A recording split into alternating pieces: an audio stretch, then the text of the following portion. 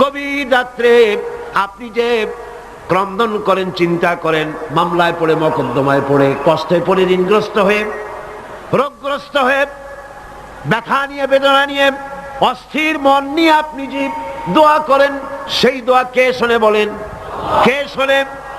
আল্লাহ রাব্বুল আলামিন বলেন, আমি শুনতে পাই, আমি সব শুনতে পাই, সামিউম বাসীর। এমন কিছু নেই যে আমি শুনি না। সমুদ্রের অতল তলদেশে শৈবালের সাথে লাগানো, প্রবালের সাথে লাগানো ছোট্ট একটি পোকা, যা মাইক্রোস্কোপ যন্ত্র ছাড়া দেখা যায় না, আটলান্টিক মহাসাগরের অতল তলদেশে ওই পাথরের সাথে মিশে থাকা ছোট্ট পোকাটি যদি ক্ষুধার জ্বালায় চিৎকার মারে, যদি পেটের যন্ত্রণায় চিৎকার মারে, কেউ শোনে না। আল্লাহ পাক বলেন, আমি আরশের মালিক, আমি শুনতে পাই। আইলাহুম মাল্লাহি কালিলাম মা তাযাক্কারুন। এগুলি আমি শুনি, আর পৃথিবী ভোগ করার জন্য আমি তোমাদেরকে অধিকার দিয়েছি। মানুষ মঙ্গল গ্রহে যাচ্ছে,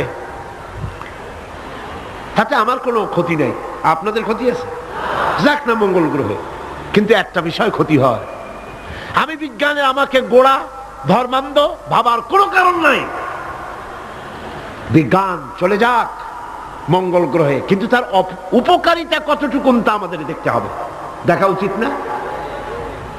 পৃথিবীর মানুষ যেখানে না খেয়ে মারা যাচ্ছে, যে টাকা খরচ করা হলো মঙ্গল গ্রহে যাওয়ার জন্য, সেই টাকা দিয়ে যদি বিদ্যুৎ তৈরি করা হতো, পৃথিবীর প্রত্যেকটি মানুষের বাড়িতে বাড়িতে বিদ্যুৎ পৌঁছে দেওয়া যেত।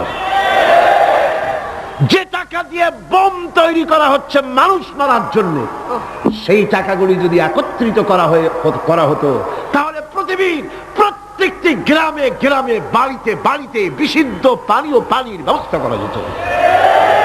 মানুষ মারার জন্য যত অস্ত্র তৈরি হলো, তা যদি একত্রিত করা হতো, সেই টাকা দিয়ে পৃথিবীতে এত হসপিটাল করা যেত যে বিনা চিকিৎসায় কেউ মারা যেত।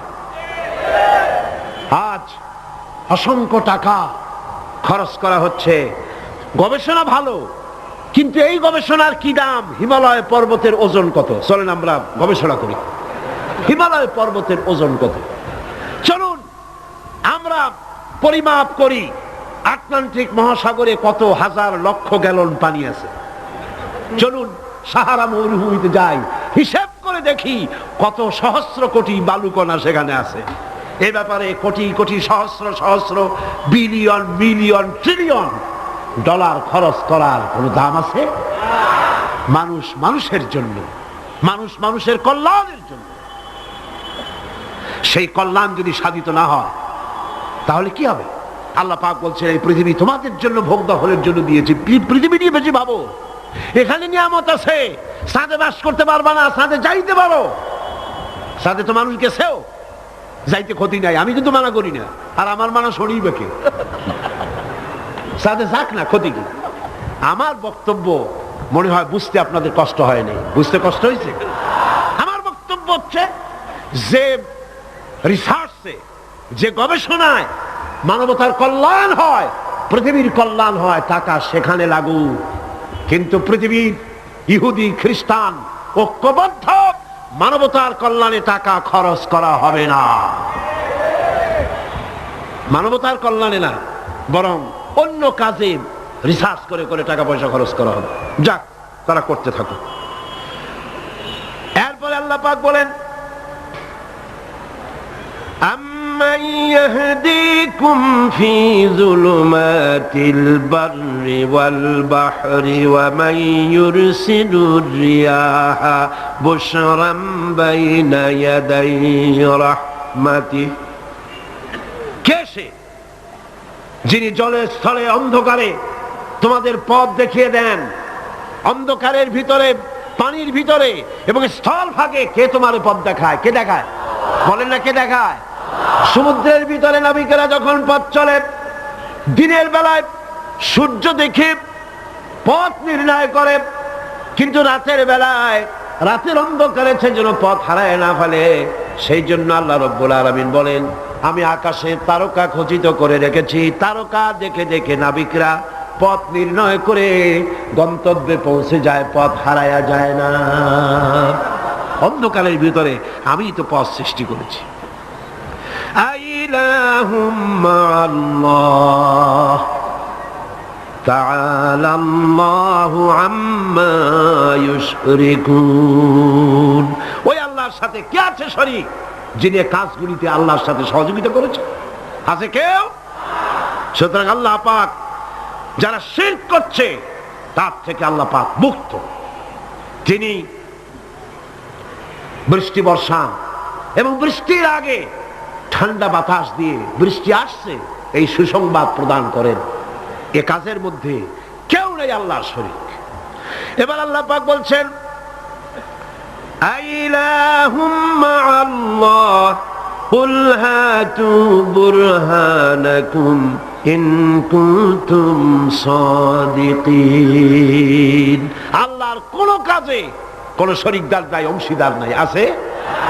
বলো, যদি তোমাদের কাছে কোনো দলিল থাকে দলিল পেশ করো।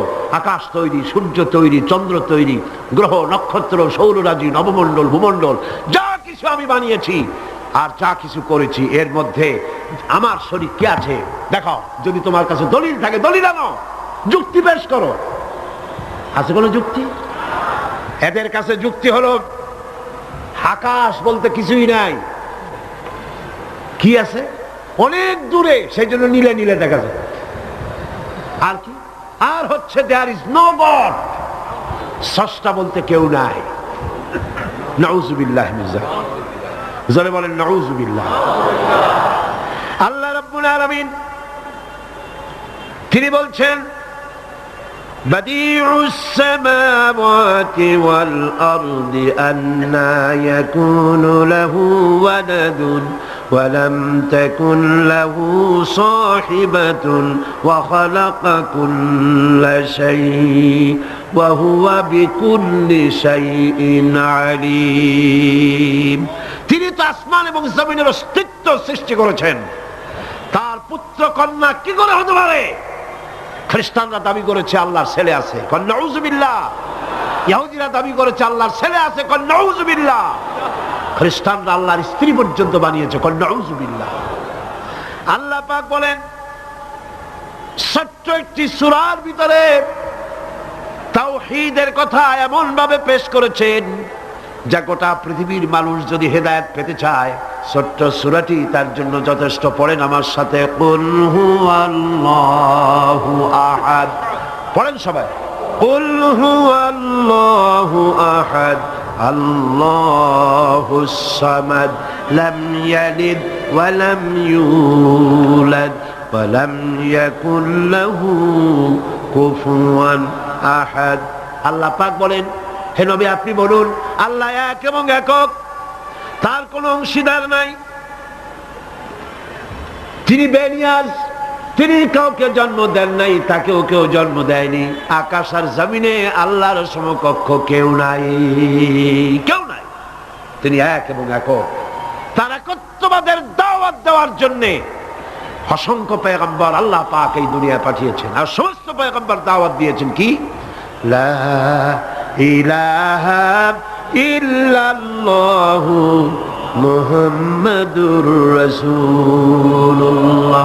সবাই দাওয়াত দিয়েছেন লা ইলাহা ইল্লাল্লাহ, লা ইলাহা ইল্লাল্লাহ, লা ইলাহা ইল্লাল্লাহ, লা ইলাহা ইল্লাল্লাহ।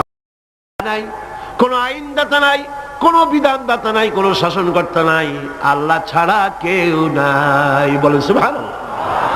আল্লাহ এক এবং একক, তিনি সব সৃষ্টি করেছেন। আল্লাহ পাক বলছেন আল্লাহুল্লাযী খালাকাস সামাওয়াতি ওয়াল আরদা ওয়া আনজালা মিনাস সামাই মাআন فأخرج به من الثمرات رزقا لكم। আল্লাহ হচ্ছেন তিনি যিনি আকাশ সৃষ্টি করেছেন, জমিন সৃষ্টি করেছেন, আর আকাশ থেকে পানি বর্ষণ করে তোমাদের খাদ্য উৎপাদন করে দিয়েছেন। এ পানি হচ্ছে মানুষের জন্য জীবন। পানির এক নাম কি? জোরে বলেন, পানির এক নাম কি? জীবন। এই পানি এক নাম জীবন। কিন্তু কর্ণফুলীর পানি যদি চট্টগ্রামে 10 ফুট উঁচা হয়ে আসে, পানির নাম হবে কি? নাম হবে মরণ। এই পানিকে কন্ট্রোল করেন আল্লাহ রাব্বুল আলামিন। আল্লাহ যদি ইচ্ছে করেন বেশি করে পানি দিয়া পুরা এলাকা ডুবাই দিতে পারেন, আবার ইচ্ছে করলে পানির ভিতরে মানুষ বাঁচাই দিতে পারেন, আগুনের মধ্যে মানুষ বাঁচাইতে পারেন। সমস্ত ক্ষমতা হচ্ছে, কর্তৃত্ব কেবলমাত্র আল্লাহ পাকের। কর্তৃত্ব কার? কর্তৃত্ব কার? আল্লাহ পাকের কর্তৃত্ব।